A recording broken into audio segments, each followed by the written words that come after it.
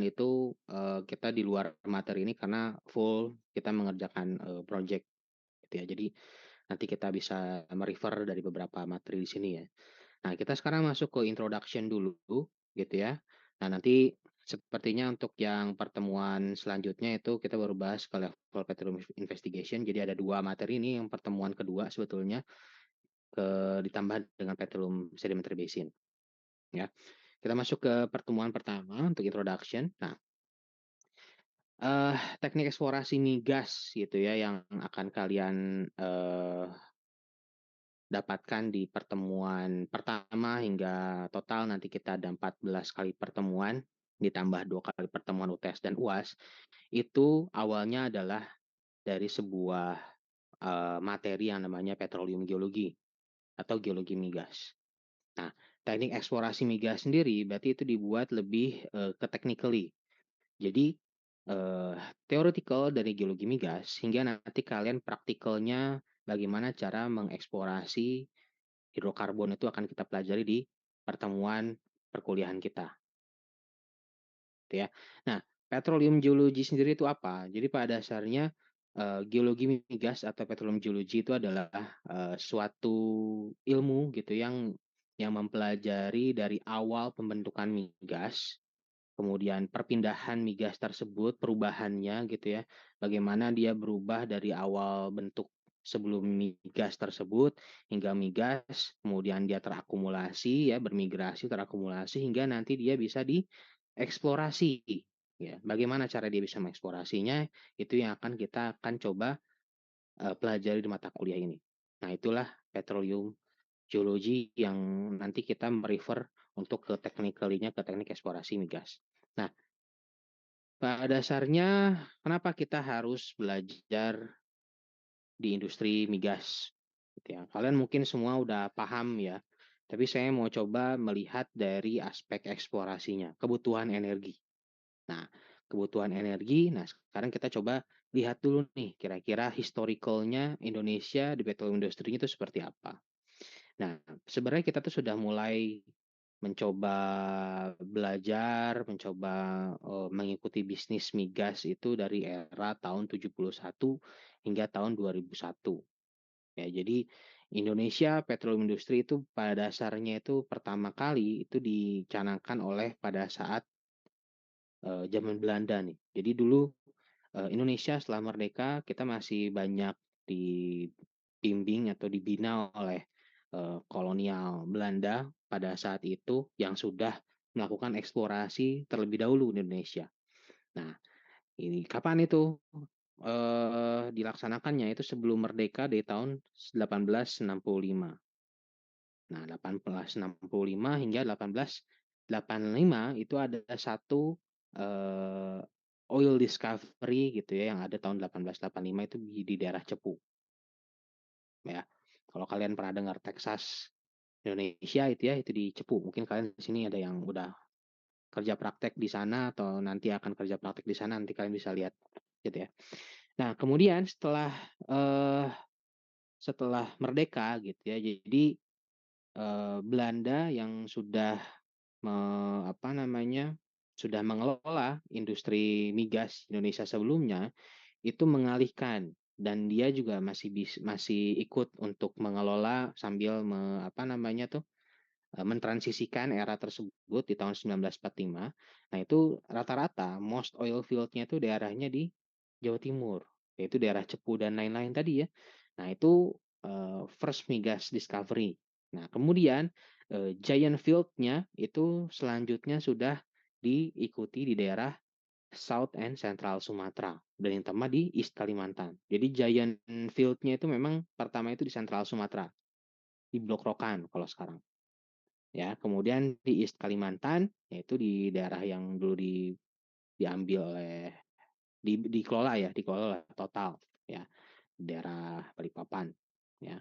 Kemudian nanti baru awal dicanangkan disebut namanya Pertamina ya di tahun 1966. Nah, kontraknya waktu itu masih, PSC ya, kontrak sistem, pada saat itu diawali tahun 1971 baru muncul beberapa peraturan-peraturan yang sudah dikembangkan hingga tahun 2001 gitu ya. Jadi peraturan nomor 22 tahun 2001 waktu itu mulailah dibentuk yang namanya BP Migas dan Pertamina. Dan ada juga sini Dirjen Migas gitu ya. Nah, konteksnya apa? Karena waktu dulu itu kita masih belajar, jadi semua tuh pelaku bisnis yang ngatur bisnisnya, kemudian regulasinya itu hanya satu nginduknya di Pertamina. Nah, waktu tahun 2001 sudah mulai belajar tuh kita buka namanya PP Migas untuk regulasinya gitu ya. Pertamina sebagai pelaku bisnisnya. Nah, baru muncul di 2003 Pertamina sudah mulai mandiri menjadi Pertamina Persero. Kemudian 2005 itu muncul yang namanya Pertamina EP ya. Jadi untuk yang eksplorasi, nah untuk yang Pertamina 2003 ini mengelola secara keseluruhan. Ya, untuk yang EP ini khusus untuk yang eksplorasi. Nah, untuk yang selanjutnya 2005 tanggal 17, nah ini berarti sudah sign kontrak dengan PP Migas untuk apa, mengerjakan di luar existing area di daerah Cepu dan Randu Gunting. Nah, ini kurang lebih reformasi filosofi dari industri migas yang ada di Indonesia yang tadi saya sempat katakan gitu kan ya, bahwa sebelumnya itu kita Pertamina itu berada di government. Jadi dia regulator sekaligus player. Jadi sebenarnya itu nggak adil ya. Jadi dia membuat peraturan dan dia juga sebagai pelaku bisnisnya.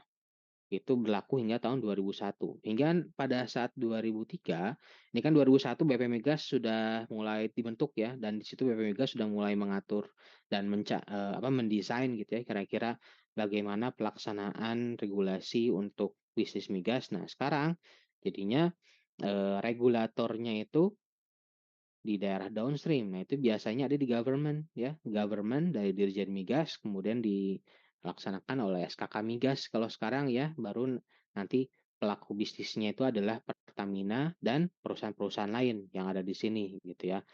Ada Condor gitu ya dan lain-lain. Dulu kita punya Total dan Chevron. Nah, PetroChina sekarang masih ada. Nah, itu adalah salah satu pelaku bisnisnya. Oke, nah sekarang masuk ke kenapa kita harus ngambil, kenapa kita harus di perminyakan gitu ya, kenapa harus petroleum geology, kenapa harus exploration gitu ya. Nah, itu dasarnya dari energy consumption and production.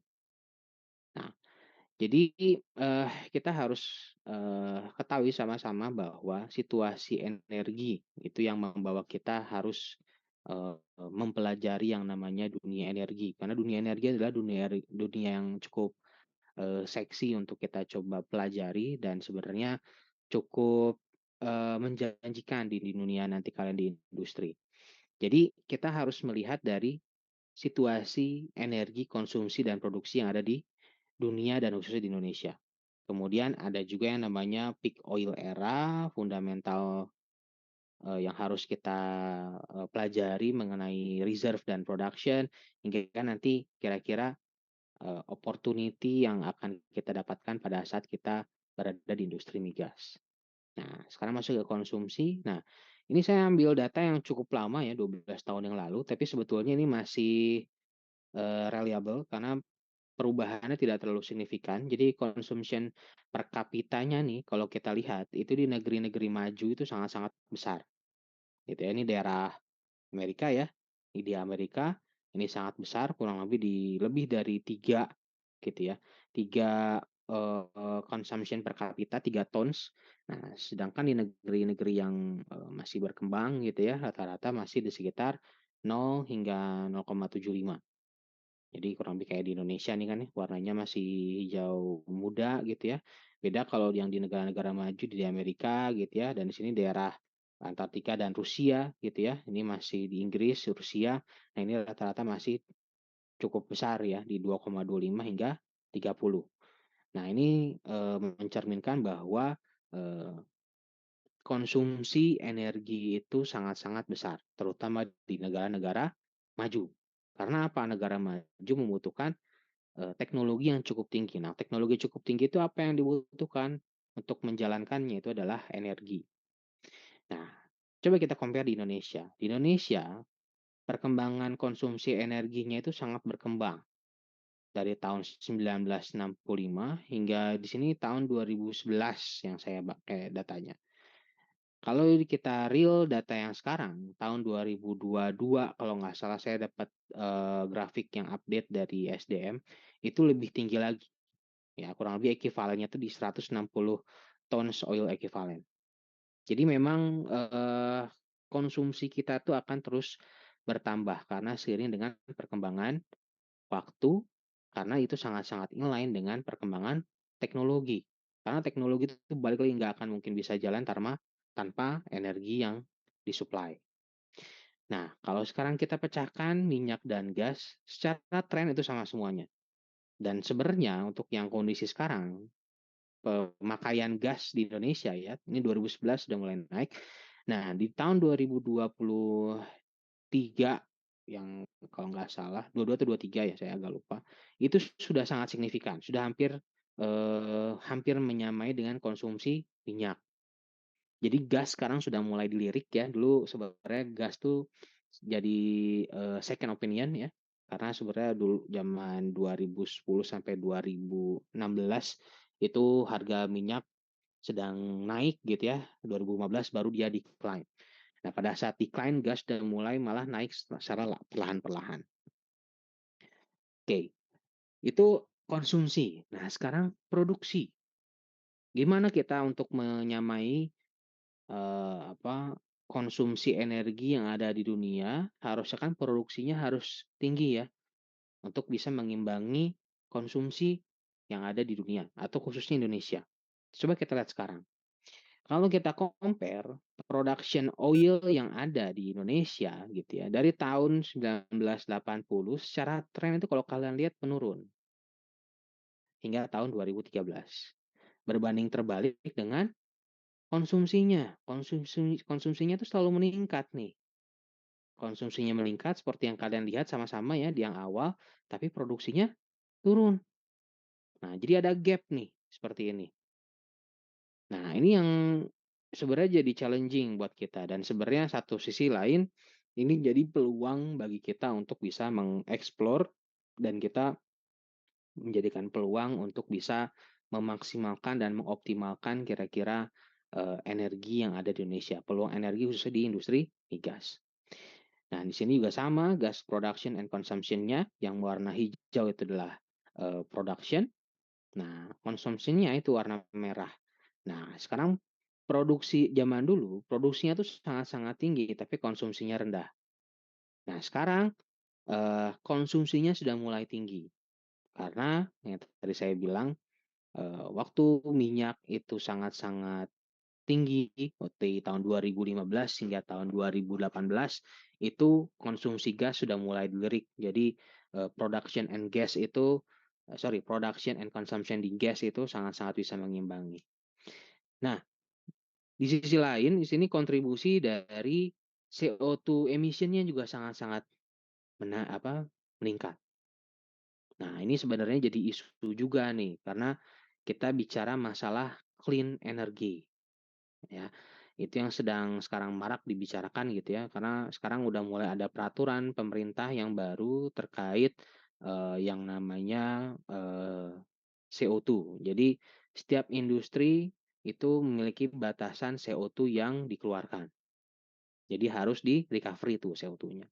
Nah, makanya muncul yang namanya kalau kalian pernah mendengar, CCS atau CCUS, disebut sebagai Carbon Capture Storage atau Carbon Capture Utilization Storage. Nah, biasanya sekarang setiap industri, setiap ada melakukan produksi gitu ya atau eksploitasi, setiap karbon dioksida yang dikeluarkan itu dikumpulkan, kemudian dimasukkan kembali ke dalam bumi. Nah, itu bisa dimasukkan ke dalam, reservoir yang sudah deplete atau dilakukan enhanced oil recovery dengan menggunakan CO2 yang sekarang sedang dikembangkan. Jadi, eee, sekarang contribution CO2 emission-nya sudah mulai lebih turun, ya. Ini starting mulai tahun 2020. setelah peraturan pemerintah itu sudah dicanangkan di tahun 2023, tahun 2020 itu sudah mulai digembar-gembor di dunia, di Indonesia baru bisa adaptasi 2023, jadinya carbon capture storage itu sudah mulai berkembang sehingga CO2 emission-nya sudah mulai berkurang. Jadi sebenarnya kita udah masuk ke arah green energy sekarang untuk yang exploration of hydrocarbon. Oke, nah ini forecast prediction untuk oil ya di tahun hingga tahun 2050. Jadi memang puncaknya di tahun 2000 betul ya, sangat clear sekali di Indonesia. Kemudian production-nya berkurang gitu ya hingga tahun 2010, hingga waktu itu harga minyak turun nih, sebenarnya realnya lebih decline lagi. Hingga tahun 2018 sudah mulai kembali normal nih, udah mulai naik, tapi secara tren memang betul produksinya sangat-sangat turun. Nah, produksi yang turun ini yang sebetulnya sangat berbanding terbalik dengan konsumsi energi kita yang selalu besar. Nah, sekarang kita melihat dari cadangannya. Produksinya tinggi. Nah, kita lihat dari cadangannya, bagaimana kesiapan cadangan di Indonesia. Nah, kita harus bicara dulu cadangan itu ada beberapa karakter. Ada disebut sebagai reserve, ada disebut sebagai contingent resources, ada disebut sebagai prospective resources. Nah, di sini bisa kita pisahkan berdasarkan dari status lapangan yang ada di Indonesia. Jadi ada yang disebut sebagai undiscovered. Artinya apa undiscovered? Undiscovered itu berarti belum ada data sumur yang menunjukkan di situ ada migas. Jadi belum ada sumur yang menghasilkan atau mengeluarkan migas. Kalau discovered subkomersial berarti di situ udah ada satu minimal sumur yang mengeluarkan hidrokarbon di satu field atau di satu cekungan, tapi belum komersil, belum dihitung kira-kira di situ volumenya berapa. Nah, kalau discovered and komersial berarti artinya di situ sudah ada beberapa sumur yang menghasilkan migas dan mungkin sudah ada yang diproduksikan, dan pada dasarnya ya, namanya sudah dikomersilkan ya gitu ya, berarti sudah dikeluarkan dan sudah dijual. Nah, itu biasanya production-nya itu bisa disebut ada prospektif itu untuk yang undiscovered, jadi ada yang low, base, high gitu ya. Nah, ada juga yang contingent resources juga masih satuannya low, base, high. Nanti kalau udah reserve atau cadangannya sudah dihitung itu ada namanya P1, P2, P3 gitu ya. Nah, itu secara resiko pun beda. Nanti yang di bawah itu higher risk karena tidak ada biasanya datanya masih sangat-sangat sedikit. Di sini Mature sudah ada beberapa data sumur yang mengkonfirmasi keadaan hidrokarbon. Nah, ini sangat low risk biasanya ini untuk yang skala-skalanya di development. Nah, untuk pekerjaan eksplorasi biasanya di sini nih, di daerah-daerah yang undiscovered ya, prospek, lead, play. Ya, ini yang biasanya kita mainkan untuk di dunia eksplorasi. Nah, nanti kalian secara status project migas itu akan bertahap dari eksplorasi yang akan kita bahas, kemudian di daerah development. Nah, development itu berarti sudah mature sebenarnya lapangannya, baru nanti udah masuk ke plan of development. Biasanya sudah ada tuh beberapa production yang pada dasarnya sudah ongoing gitu ya. Nah, tadi disebut sebagai peak oil era di sini oleh Hubert tahun 1903 sampai 1981 dia meninggal, yang menyebutkan bahwa di sekitar tahun 2000 itu akan yang ada namanya eh, energi krisis ya. Dari era milenial lah 2000 hingga selanjutnya. Nah, krisis energi ini disebabkan oleh apa? Karena global oil production tersebut tidak akan menyanggupi dari consumption energi yang dibutuhkan. Konsumsi energi kita sangat-sangat tinggi berkembang akibat adanya perkembangan teknologi. Nah, ada supply gap nih, makanya. Gimana caranya kita untuk memitigasi yang namanya konsumsi yang tinggi, produksi yang rendah, reserve kita juga rendah gitu ya. Kalau kita lihat di sini adalah salah satunya dengan menggunakan eksplorasi gitu ya. Kita harus cari lagi nih. Karena apa? Kita punya lapangan migasnya sebenarnya cukup luas, tapi yang eh, dieksplorasi itu masih sedikit. Dieksplorasinya sedikit, ditambah masih hanya sedikit lapangan-lapangan migas yang terkonfirmasi hadir hidrokarbon. Jadi masih banyak peluang kita untuk menggantikan atau menutup gap, supply gap yang ada di sini. Oke, nah ini prediction aja tahun 97 ya, ini cukup lama oleh APG. Nah, di sini pada dasarnya memang sini sudah tertebak ya. crude oil itu puncaknya di tahun 2020 dan production-nya akan berkurang. Kemudian natural gas gitu ya. Nah, sekarang sudah mulai berkembang world energy demand-nya itu ke arah yang energi baru terbarukan. Ada namanya hydro energy gitu ya. Sekarang sudah banyak dikembangkan ya, hydrogen by energy gitu ya. Pertamina sudah mulai melirik ke arah sana per tahun 2023 yang lalu, dan dunia pun sudah memulai untuk menstudikan mengenai hydrogen energy dari tahun 2020. Kemudian geothermal, solar, wind ini sebenarnya dari tahun 2008 kita udah belajar dan baru mulai uh, inline lagi itu di tahun 2018. Kemudian nuklir elektrik. Nah, ini sebenarnya besar tapi sangat high risk gitu ya. Nah, ini new technology ini yang dibutuhkan sebetulnya untuk dituntut di sekarang ya, di dunia sekarang. Tapi apakah sebetulnya new technologies di sini hydroelectric, solar, geothermal ini bisa mencukupi gap gitu ya? Karena ini yang terlihat ini untuk menutupi gap ya. Ini demand yang berwarna kuning. Nah, diharapkan secara tidak langsung yang bisa mengisi gap dari crude oil, batu bara itu adalah new technology di hydrogen, geothermal, dan nuklir. Apakah itu bisa menutupi? Nah, pada dasarnya theoretical mungkin bisa, tapi praktikalnya karena kita masih belajar gitu ya di Indonesia, jadi ini tidak sama sekali menutupi untuk demand yang ada gitu, terutama di Indonesia. Dan dunia pun secara tidak langsung sekarang terlalu dipaksa untuk beradaptasi ke arah sini, tapi memang kita belum, walaupun ini termasuk green energy, tapi menurut saya dari hydrogen energy, geothermal, nuklir itu masih banyak studi yang harus kita lakukan, evaluasi gitu ya. Jadi mau nggak mau crude oil ini dipaksa untuk naik, gas dipaksa untuk naik, coal apalagi yang notabene murah gitu ya dipaksa untuk naik gitu ya. Makanya ada regulasi tambahan tadi gitu ya, untuk yang carbon dioxide tadi harus dikurangi gitu ya agar mendekati green energy. Oke. Nah, jadi kalau kita lihat dari sini, kapan oil and gas itu bisa habis nih cadangannya. Jadi kalau kita lihat di sini ada beberapa rasio gitu ya, dari yang berwarna hijau hingga berwarna merah gitu ya. Yang berwarna hijau itu sebenarnya yang paling kritikal ya. Jadi dia hanya 0 sampai 10 tahun gitu ya. Yang berwarna merah itu sangat-sangat banyak berarti cadangannya. Jadi yang daerah Rusia, di daerah Amerika gitu kan ya, itu sangat-sangat stabil. Di kita ini sebenarnya masih tergolong waktu yang sangat-sangat kritis nih. Karena ini masuk ke Asia Pasifik. Asia Pasifik rata-rata di sini. Jadi akan cepat gitu ya konsumsinya. Makanya ini sangat-sangat besar peluang kita sebenarnya untuk di industri migas gitu ya, untuk menambahkan atau kita mencari peluang-peluang lapangan hidrokarbon yang baru di Indonesia.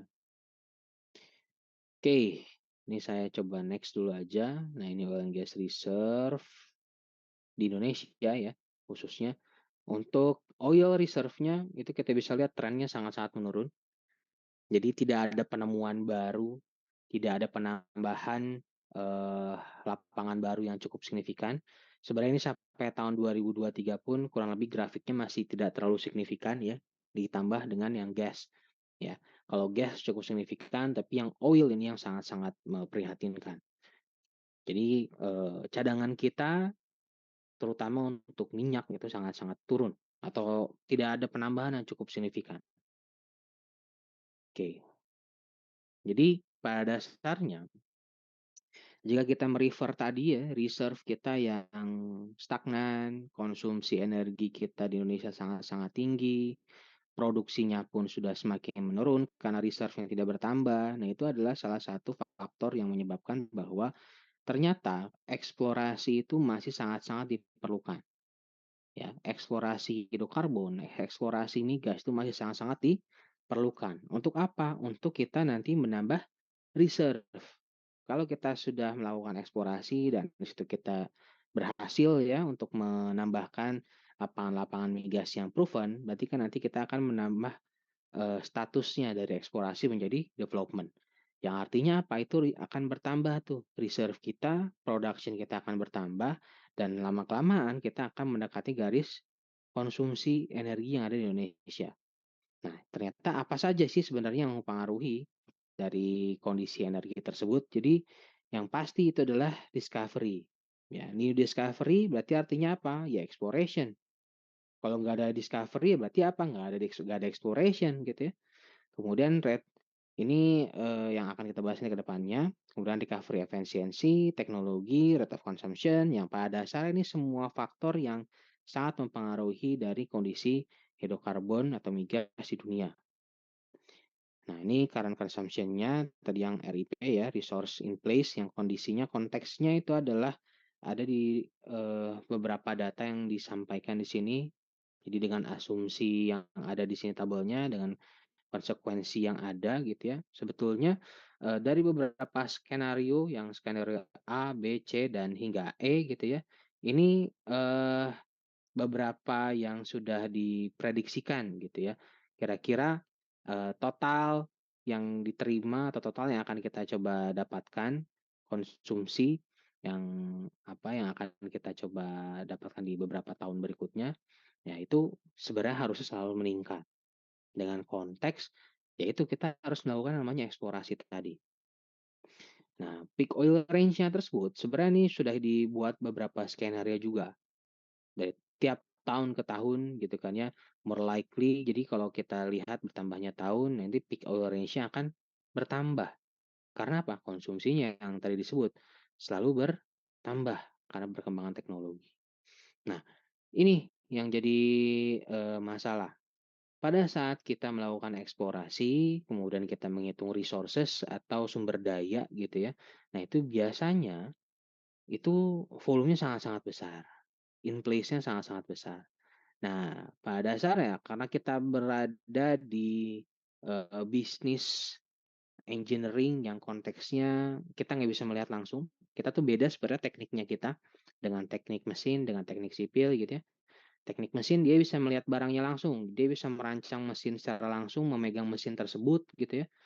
Sipil juga sama, dia bisa merancang beton, memegang betonnya, menguji betonnya secara langsung. Nah, kalau kita mau nyari minyak, ya teknik eksplorasi migas namanya, tapi kita nggak bisa melihat minyaknya secara langsung.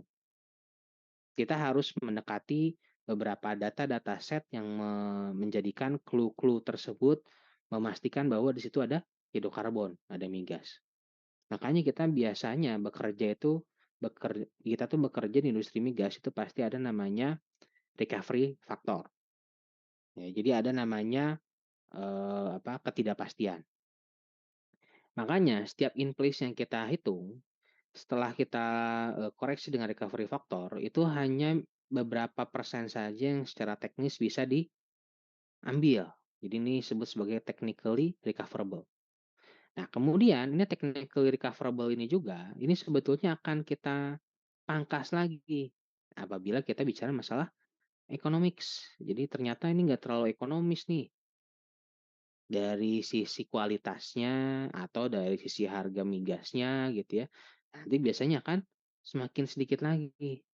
Nah, ini sebenarnya yang jadi salah satu faktor juga ya, pertimbangan-pertimbangan industri migas Indonesia nih, terkait dengan, produksi. Tapi eksplorasi tetap harus kita lanjutkan. Oke, kita lanjut aja. Nah, ini untuk yang karakter bisnis di, migas di Indonesia ataupun di dunia gitu ya.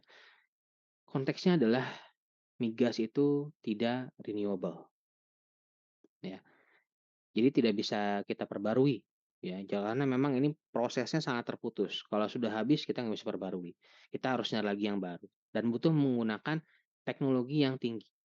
Semakin teknologinya tidak update, biasanya, produksinya akan semakin lama ya, secara waktu ya. Harusnya kita bisa memproduksikan cepat karena cadangan kita banyak. Kan biasanya kita tuh tergantung dari harga migas ya. Kalau harga migas lagi tinggi, produksinya dinaikkan gitu kan ya. Tapi misalkan produksi lagi rendah, produksinya diturunkan. Kalau harga minyaknya lagi rendah gitu. Jadi teknologi itu sangat-sangat membantu. Kalau misalkan teknologinya tidak tinggi gitu ya, harga minyak saat lagi tinggi-tingginya, kita produksinya rendah gitu ya, keburu harga minyaknya turun lagi kan nanti rugi gitu kan ya. Nah, high cost. Kenapa high cost? Karena pada dasarnya setiap pemboran, setiap, eksplorasi dengan menggunakan seismik, dengan menggunakan gravity, itu cost-nya sangat-sangat tinggi, ya. Kita membutuhkan modal yang sangat-sangat besar. Makanya biasanya jarang yang individual punya lapangan migas. Biasanya tuh dia, punya PT sendiri. Beda kalau kalau kita berada di bisnis pertambangan gitu kan ya. Ada beberapa yang punya keluarga tuh tambang nikel, tambang timah gitu ya, bahkan ada yang emas. Tapi kalau misalkan migas itu sangat-sangat high cost. Karena ditambah lagi high risk. Ya, high risk ini jadi kadang rasio pemboran itu zaman 2010, 2015 itu 1:15. Jadi 15 sumur bor hanya satu yang mengeluarkan hidrokarbon. Nah, kalau sekarang sudah semakin baik, sekarang 1:8. Jadi 8 kali pemboran ada satu biasanya rata-rata yang mengeluarkan hidrokarbon. Oke, nah ini adalah alur ya, alur kalau kita berbicara di dunia eksplorasi. Jadi, kita berawal dari membuat prospect generation dari suatu, lapangan migas. Nah, nanti setelah kita membuat suatu prospect generation, nanti di akhir setelah kita UTS, itu kita membuat prospect generation. Setelah kita membuat prospect generation dengan menggunakan volumetric gitu ya, kita membuat prospect ranking berdasarkan ketidakpastian yang ada. Jadi ada geological risk analysis, ada dari berdasarkan resource number-nya, atau dari preliminary economic valuation, tapi yang nomor 3 kita nggak lakukan. Kita biasa lakukan nomor 1 dan nomor 2 berdasarkan resource number dan geological risk analysis. Nanti kalau sudah lakukan prospect ranking, baru kita lakukan yang namanya wildcat drilling atau pemboran eksplorasi. Nah, pemboran eksplorasi tersebut kan tadi yang saya bilang 1:8. Kalau kita misalkan langsung discover pemboran pertama, biasanya ada 2 kemungkinan. Bisa kita tambahkan langsung 3D seismic untuk kita mengetahui yang namanya geometri reservoir, atau langsung kita lakukan namanya appraisal well untuk mengetahui batas dari, eee, geometri hidrokarbon tersebut. Jadi kalau 3D seismic untuk reservoir skalanya, kalau appraisal ini untuk fluid sebenarnya. Jadi untuk fluid contact. Nanti kalau misalkan sudah, baru kita memperhitungkan ekonomik atau tidak ekonomik. Nah, balik lagi kalau nggak discovery, itu biasanya as a data. Makanya ini yang sebenarnya masih kurang ya, orang-orang kaitannya di industri migas, apa, kalau discovery itu bilangnya jadinya gagal, enggak, karena itu bisa jadi as a data tambahan. Data tambahan, nah itu baru kita hitung lagi namanya prospect generation-nya seperti apa. Karena balik lagi ya, kita di dunia engineering yang nggak bisa kita lihat secara langsung barangnya. Kita nggak bisa lihat minyaknya, kita nggak bisa ngitung volume dengan kita misalkan menghitung volume beton di sipil gitu ya. Kita hanya bisa mengestimasi, karena kita nggak bisa ngitung langsung. Kita nggak bisa ke bawah permukaan untuk menghitung tersebut secara langsung ya.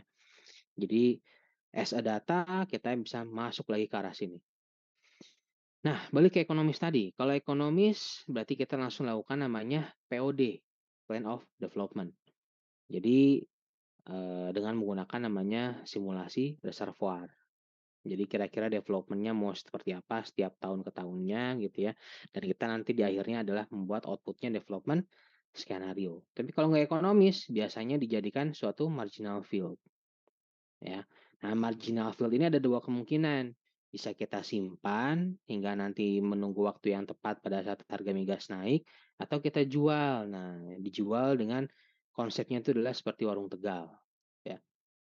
Maksudnya gimana? Jadi, kan ada restoran-restoran tuh besar ya, ada yang restoran misalkan kalau Padang tuh ada Padang Payakumbuh gitu ya, atau ada restoran sederhana, tapi ada juga yang Padang-Padang Ampera gitu ya, yang misalkan yang 10.000 dapat nasi dan rendang gitu ya. Nah, itu biasanya yang tidak ekonomis. Nah, tidak ekonomis biasanya kita jual ke, eee, perusahaan-perusahaan yang, perintis biasanya untuk dikelola dengan nanti perjanjian produksinya seperti apa. Oke, ya kurang lebih itu sih untuk pertemuan pertama, jadi terkait kenapa kita harus mempelajari, geologi migas, kenapa kita harus eksplorasi, karena pada dasarnya kita punya konsumsi energi yang sangat-sangat besar, ditambah kita hanya memiliki reserve yang sedikit, produksi yang rendah gitu ya. Jadi kita harus, melakukan namanya eksplorasi untuk menutupi gap tersebut. Karena konteksnya, kalau kita berbicara masalah energi baru terbarukan sendiri itu masih belum bisa menutupi secara keseluruhan gitu ya. Nah, apa yang kita pelajari di awal pada saat masuk ke konsep eksplorasi itu adalah petroleum geology atau geologi migas. Nah, itu sebagai fundamental kita yang kita akan coba pelajari dalam satu semester ke depan. Ya, aspek-aspeknya itu apa saja. Oke, jadi ini, di akhir kuliah saya mau coba sampaikan bahwa terkait bisnis migas itu, resikonya sangat tinggi. Ketidakpastiannya itu yang pasti pertama kita nggak bisa melihat langsung barangnya. Kita nggak bisa lihat minyaknya secara langsung dengan menggunakan kacamata atau dengan menggunakan melihat mata sekaligus pun kita nggak bisa. Atau kita pakai alat di bawah permukaan, pakai kamera ngelihat minyaknya sekalipun itu nggak bisa. Jadi itu harus menggunakan pendekatan based on data. Jadi makanya subsurface geology ini adalah tanda tanya yang sangat-sangat besar. Ini tergantung dari data, tergantung dari interpreternya gitu ya, seorang geologisnya seperti apa. Nah ini sebagai core-nya. Kemudian oil price, percuma kita punya kita punya cadangan yang sangat besar, tapi harga minyaknya sedang terjun payung, biasanya kita keep, kita tabung, kita nggak akan jual. Makanya itu kaitannya dengan bisnis. Kita harus punya storage yang bisa menampung produksi tersebut dan menjual di waktu yang tepat gitu ya. Ini sebenarnya sama kalau kalian coba main game strategik gitu ya di handphone, di laptop kalian gitu ya. Pasti kalian harus punya strategi agar eh, apa yang kalian bangun itu bisa sukses. Kemudian political. Nah, ini geopolitical juga sangat-sangat clear sekali gitu ya. Kadang-kadang ada perang itu membawa keberuntungan buat kita ya untuk di industri migas. Konteksnya itu harga minyak masih sangat-sangat tinggi karena kebutuhan perang yang sangat tinggi, tapi secara kemanusiaan itu sangat-sangat agak sulit untuk kita terima gitu ya, ada yang kondisi perang. Tapi ya ini politik namanya. Macroeconomics, business environment, dan project assess ini adalah tambahan. Jadi 3 faktor di awalnya yang sangat-sangat menentukan. Makanya di sini disebut sebagai high risk, tapi nanti high reward kalau kita sudah mendapatkan production yang sesuai dengan kita harapkan. Oke, sampai sini ada pertanyaan?